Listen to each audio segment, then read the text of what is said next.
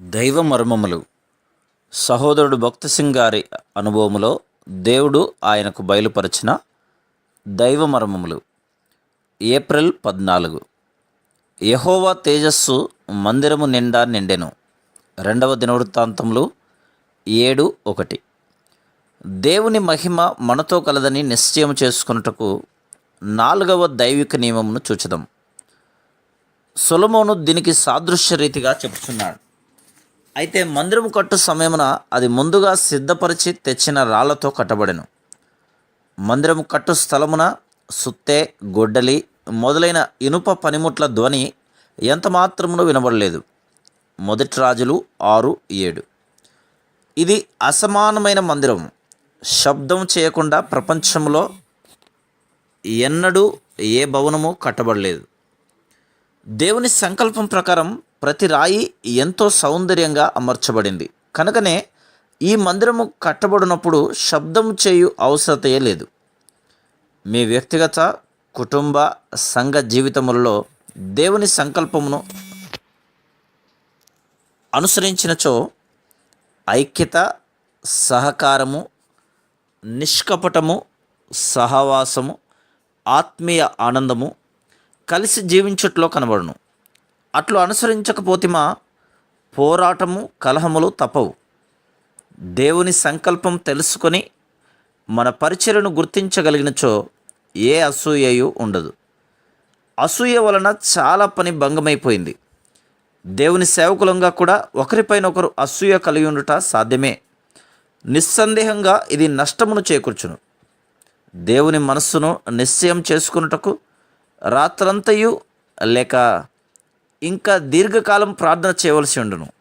అప్పుడే ఐక్యత కలిగి ఉండును. ఆ మందిర నిర్మాణం పూర్తి కాగానే ఆ దినము ప్రభువు మహిమ ఇంటిని నింపినందున చాలా ఆనందము కలిగినని 2వ దినవృత్తాంతంలో 7:1 చదువుచున్నాం. 140 సంవత్సరములు దేవుడు వేచి ఉండెను. పరలోకపు క్రమంలోనికి వచ్చే వరకు దేవుడు తన ప్రజలను ప్రేమించి గద్దించి శిక్షించెను. అప్పుడే దేవుని మహిమ దిగి వచ్చెను. దేవుని మహిమ తిరిగి రావాలనన్నచో మహిమ విడిచి వెళ్ళిందని ఒప్పుకొనవలను. మనము గొడ్డుబారి ఉన్నామని, నిష్ఫలముగా ఉన్నామని, పొందవలసినంత ఎక్కువగా దేవుని వాక్యమును పొందలేకపోతున్నామని ఒప్పుకొనవలను.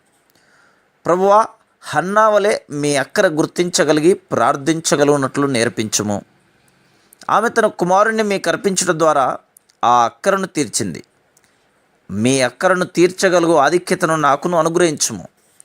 ప్రభువా, మీ వాక్కును ఇతరులకు అందచేయగలుగునట్టి సమూయేలు వలె నన్ను చేయుము.